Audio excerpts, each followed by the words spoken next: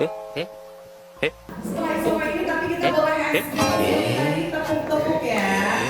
Tapi ya, tepuk satu, tepuk dua, tepuk tiga, tepuk empat, tepuk lima.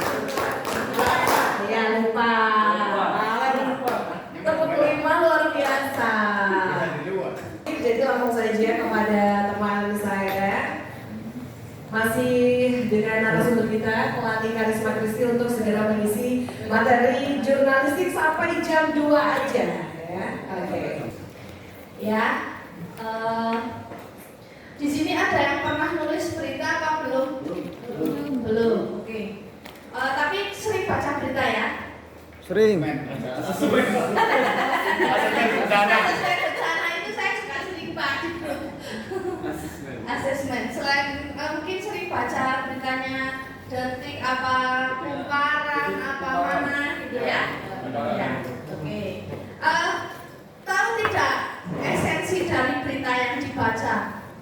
Paham atau tidak atau apa yang misalnya terakhir yang dibaca berita pas lagi ada kegiatan dan kegiatannya menarik itu bisa dikirimkan ke teman-teman media.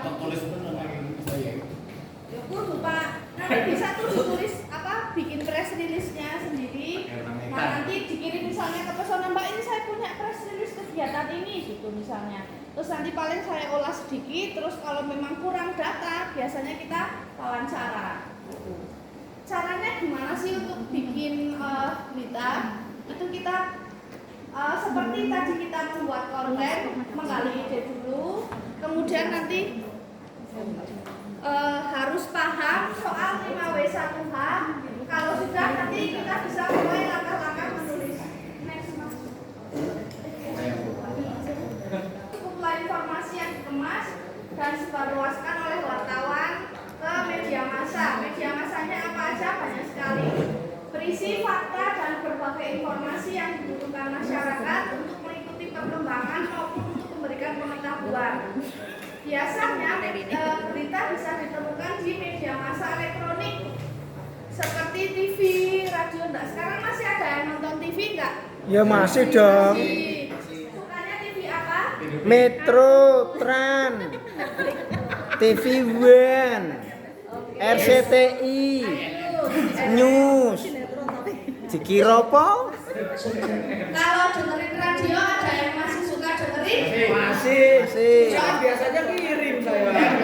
Biasanya berisi informasi yang faktual, kejadian yang nyata tanpa rekayasa, sungguh-sungguh terjadi di masyarakat, objektif ya, atau kesannya disampaikan sesuai dengan kondisi, tidak melibatkan pandangan penulis, menggunakan bahasa baku, sederhana sesuai dengan EYD atau EYD Kak. Nomor satu jenis-jenis berita. Ada yang namanya straight news, itu berita yang ditulis secara singkat, padat, tugas dan apa adanya. Biasanya memaparkan peristiwa, misalnya bencana, laka lantas dan lain-lain. Straight news itu dibagi dua macam, ada kejadian terkini dan soft news atau berita ringan. Biasanya kalau berita ringan yang tidak terpaut waktu seperti feature atau misalnya kisah sukses, terus sejarah, itu masuknya ke soft news.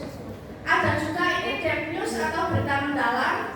Ini pengembangan dari berita yang sudah muncul, misalnya sebuah berita yang masih belum selesai dan bisa dilanjutkan kembali. Nah ini misalnya kasusnya Pak RR ini Pak, biasanya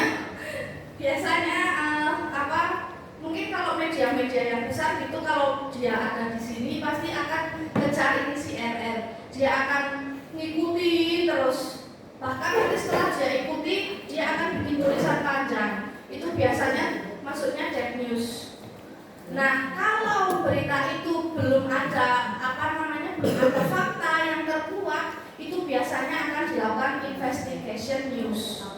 Gitu bedanya. Jadi karena cara menulis berita ini bisa cari seperti yang tadi kalau bikin konten ya, bisa cari dari kegiatan sehari-hari.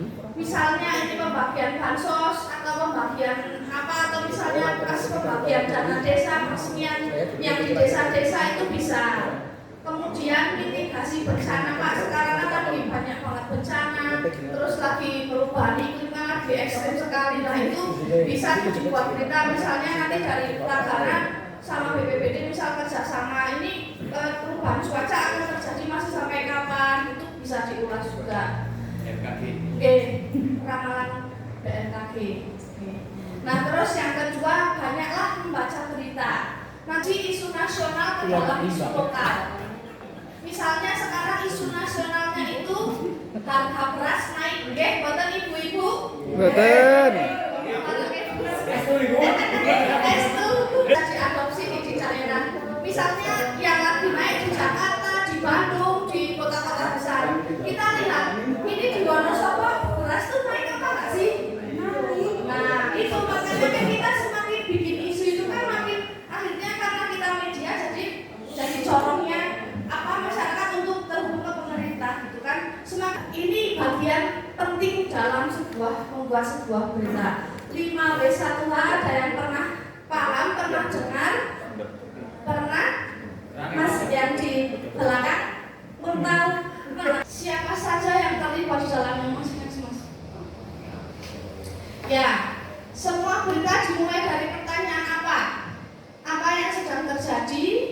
Siapa saja yang terlibat? Misalnya siswa sedang membaca buku. Kapan?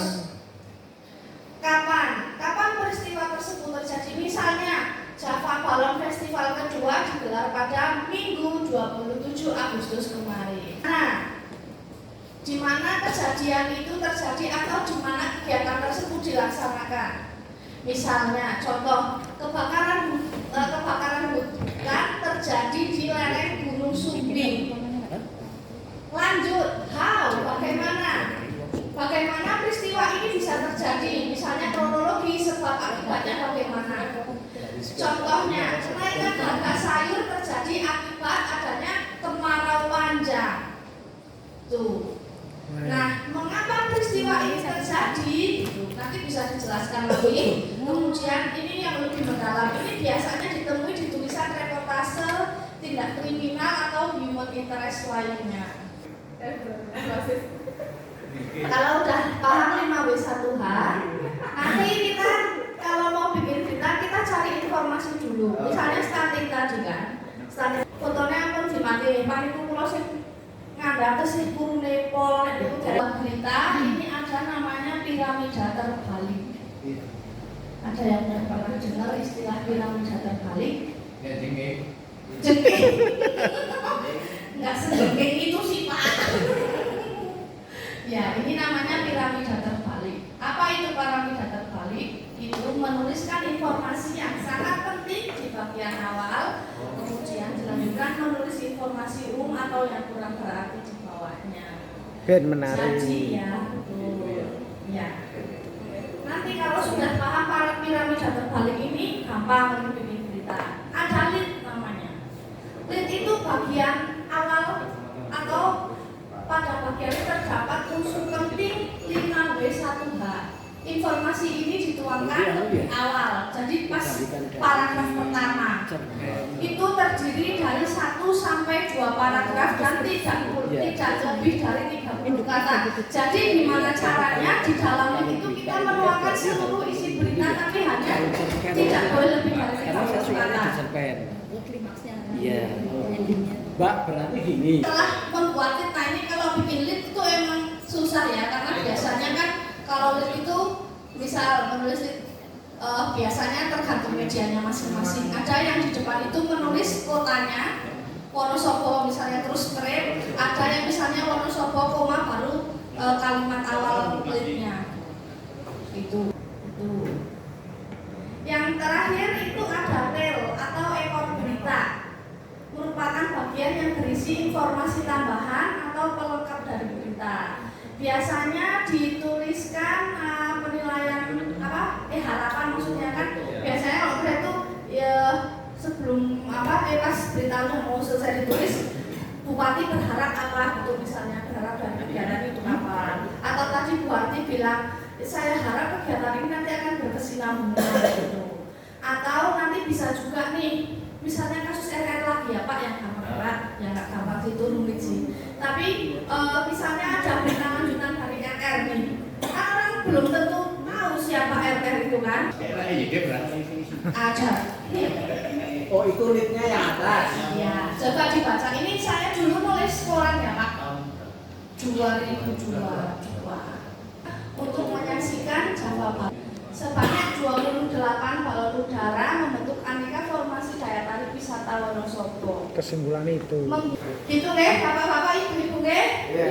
Ya. Menyesali bertemu Ya. seorang dalam hidupmu sebab orang baik memberimu kebahagiaan dan orang jahat memberimu pelarian.